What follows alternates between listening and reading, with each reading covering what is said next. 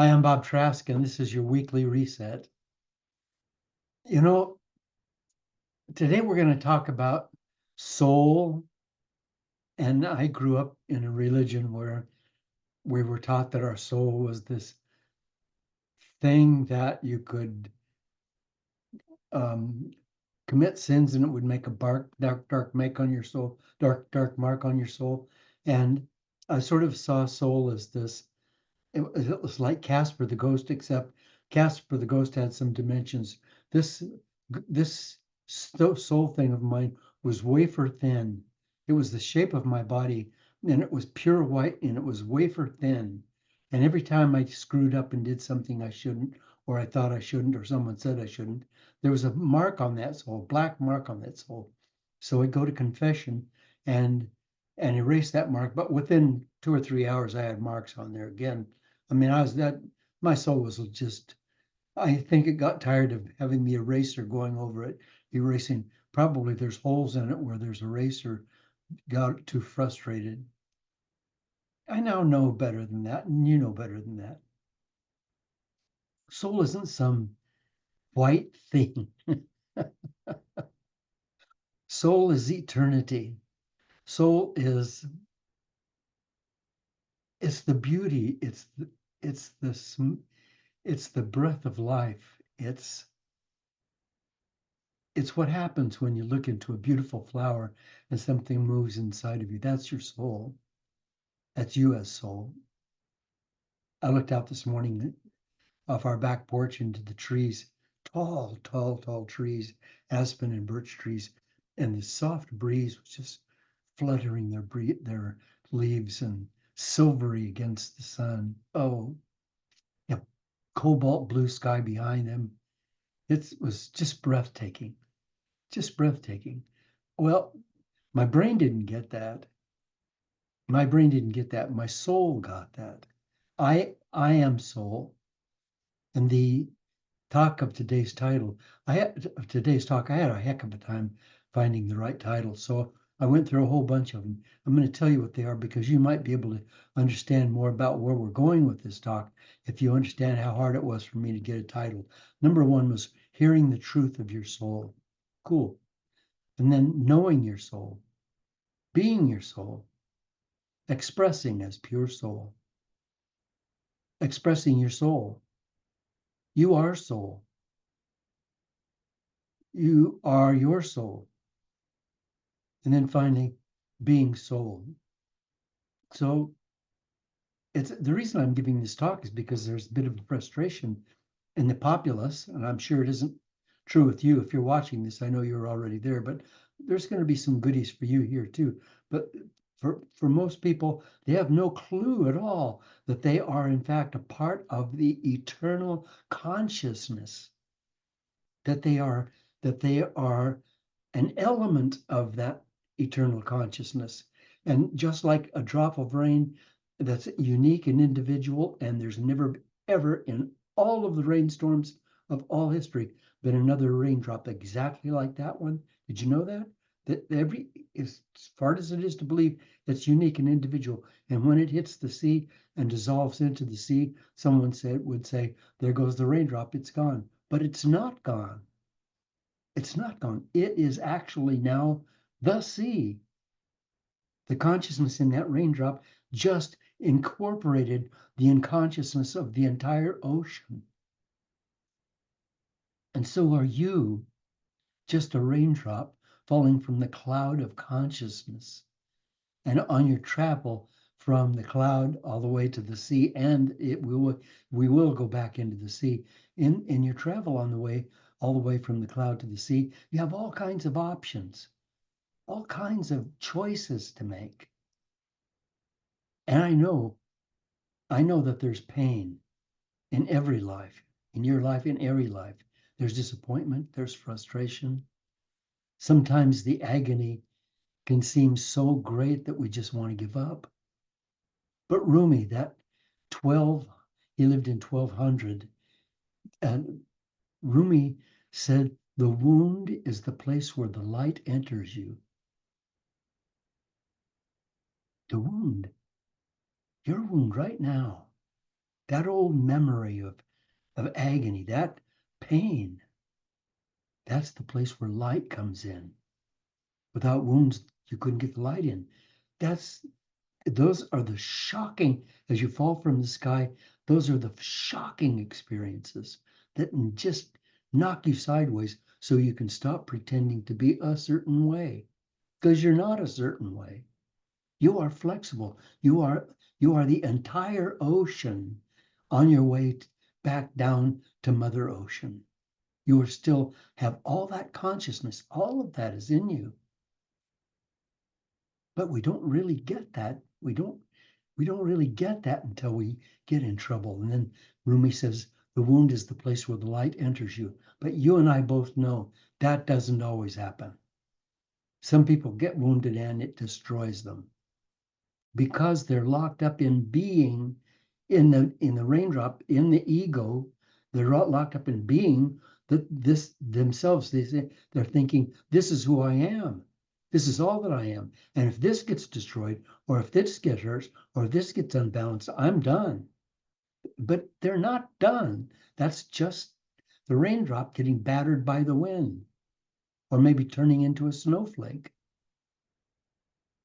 Rumi also said, your task is not to seek for love, but merely to seek and find all the barriers within yourself that you've built against it. Your task is not to seek love, but merely to seek and find all the barriers within yourself that you built against it. So then what is love? Then what is love? That's what we're talking about. That's what we're talking about. Love is soul. Love is the eternal. And when I say eternal, that's just another one of those English words with letters that you put together to make a sound that comes out of your mouth. But what does eternal really mean? It means there is no limit anywhere at any time in any space. That means we are everything. It is said in holography that the smallest element contains the whole. The smallest element contains the whole. You contain the whole. That's consciousness. That's being soul. Being soul is being with inner wisdom, with clarity and intention, rather relying solely on logic or on external mental influences. So while the mind's calculating, the brain mind's calculating and comparing and deciding, which is really essential, really necessary. The soul is connecting itself through beauty, love, and happiness to eternity. The soul's on a constant journey of self-discovery. That's why we fell out of the cloud. That's why we're on our way to during this brief process. We have the opportunity to discover ourselves, to discover the immensity of the universe. When we're in the sea, we are just the sea. We're just one with the sea, and we are the sea.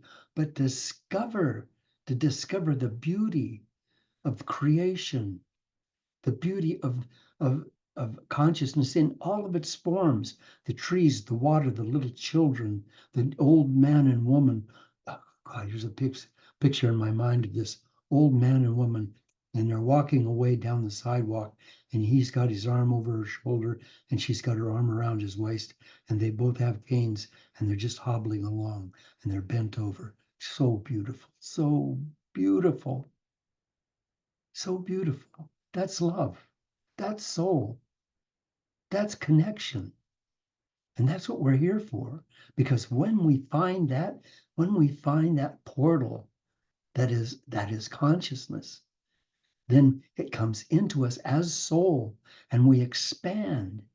We expand in beauty, we expand in every way. And then the main goal is to expand in wisdom, not intelligence, wisdom, knowingness, and enjoy. Enjoy. because joy is grace. Joy is love expressed. And that's our, if we can be there as soul, then all the rest of this stuff just comes to us. And it's through our souls that we heal. Ultimately, the soul is on a path to personal fulfillment, and it's constantly deepening a connection with itself. Ram Dass said, awakening is not changing who you are, it's discarding who you are not. And here's the interesting thing is if you can see a pure raindrop falling from the sky, that just is a pure raindrop. But imagine that raindrop had the ability to accumulate stuff, ideas and thoughts and plans and opinions and beliefs and belonging to this church or this political party or that one or this social club or this neighborhood or this tennis group or whatever, accumulate all. Now this raindrop is not just a pure, clean raindrop. It's got all this stuff hanging on it. Now, everything that I just said, the churches, the tennis groups, all that stuff that I just said, that's wonderful, that's marvelous, but that's supposed to be an experience of us and not who we are. We need to experience that, but we don't need to change. It doesn't change who we are because who we are is always this pure, pure, pure consciousness. So inside of us is a wisdom, and knowing that is eternal. And it didn't come to us through schooling. In fact, that wisdom did not come to us at all. It was always there, always at the core of who we were. And when we're conscious of being soul, we never question. We never question what choice might be the ethical one. We always know the right path. And that path leads us home, leads us back to the sea. Knowingness is simply there inside of us. And when we lose touch with ourselves as souls, we lose touch with our reason and for our purpose for being. We lose touch with ourselves as souls. We lose touch with our being and our reason for being. So what am I suggesting here? I'm suggesting that we pay attention to our divinity, to our sacredness, and don't try to become holier. Don't try to through prayer or meditation or whatever to become holier. You can't get any holier than you are. You are perfect. You are the perfect incarnation of the sea of Holy Spirit. You are the perfect incarnation. You can hang a bunch of stuff on that and you can pretend stuff. I mean, in my work in prisons and with prisoners, and some of them really pretty severe prison members, when in my work with them, what I always saw, and eventually they always saw, is that they are just kids. They're just pure, innocent, beautiful kids. And what happens with my work is that they go back to that and all of the rest of this crap hanging on. I'm a robber, I'm a murderer, I'm a this, I'm a that, I'm a prisoner, I'm a bad person. All of that stuff is just stuff. But you and I are in prison too. I know that because I've spent a big part of my life in prison, thinking things about me. I'm this and I'm that and I'm this and I'm that and I'm not good enough and I'm not smart enough and I'm not acceptable enough. But all that's baloney. And when we get that stuff going on, we forget who we are as soul, and that stuff starts to accumulate in our intellectual brain, and then we forget who we are, and then life gets to be really difficult. This little raindrop just got hit by a big gust of wind. It got shattered and blown all over the place. And it landed, instead of in the sea, it landed in the dirt. And now it's going to have to seep down into the dirt and eventually be taken up by a tree and evaporated back into the sky and start over again. And it was a tragic thing. We just don't forget who we are. Can we just think this way as eternal beings, one with nature, capitalized nature? Wouldn't the soul path be the most accurate one? because it would either be that natural intuitive path or one that reacts to the pressures of life. And every time we're in reaction, we're being manipulated by outside pressures. As souls, we're eternally authentic and aligned with nature's truest wisdom. And as such, will be constantly proactively creating, not reactively responding, but proactively recreating. Proaction moves us forward into new and thrilling lives and life situations. Reaction keeps us in the second grade forever. Imagine graduating from the second grade and having teachers say, well, you'll be right back here next year. And that's pretty sad because in nature, there's never a replication of anything. Nature never replicates anything. Every single thing, from the tallest, most powerful redwood tree to the smallest mote of dust, is brand new and becoming newer every moment. But when we stay locked into our habits and our habitual thinking, we don't create, we just replicate. Rupi Kaur said, you must want to spend the rest of your life with yourself first. And there's only one way to know ourselves as eternal souls, and that's to be always risking beyond the limits of our carefully constructed safety zones, because those safety zones lock us in and tell us all kinds of lies about who we are. Every single one of our comfort zones is filled with lies. The walls of our comfort zone are lies. They're saying, this is who you are. Be careful. Don't do that. Oh my goodness. No, don't. And that's where we are. And then we can be really pleasantly surprised when we find out who we really are. And I can say that because as soon as we say we know who we are, we're looking at a belief and calling it reality. Identifying myself as a fixed thing in any way cuts me off from anything else that I am.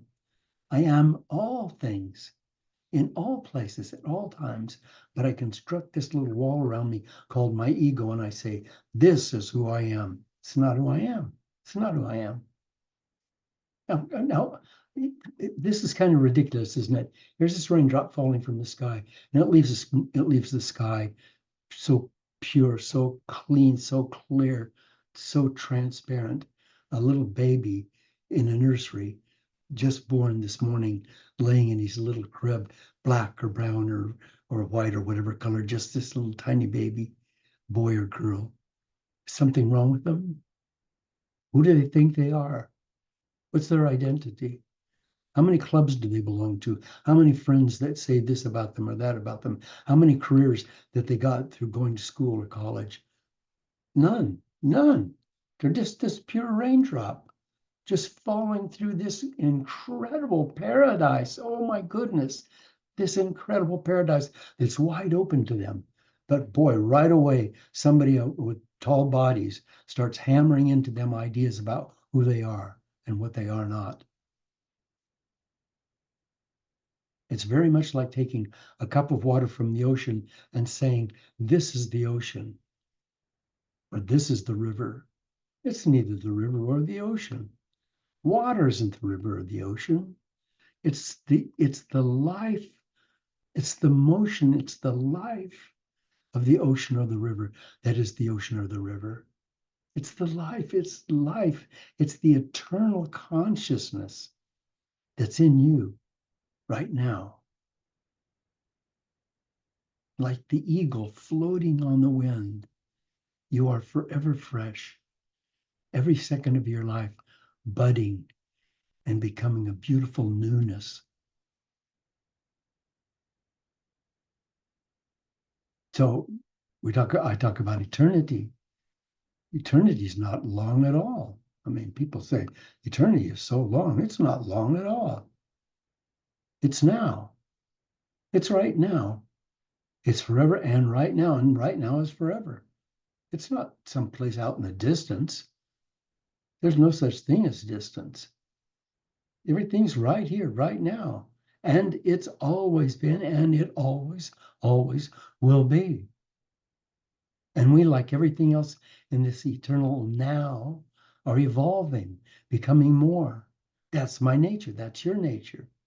Evolving, expanding, changing, becoming more, but not through outside, not by becoming the things that come to us. Like if I go to school, I go to college, and I get a degree in law, then I say, now I'm an attorney.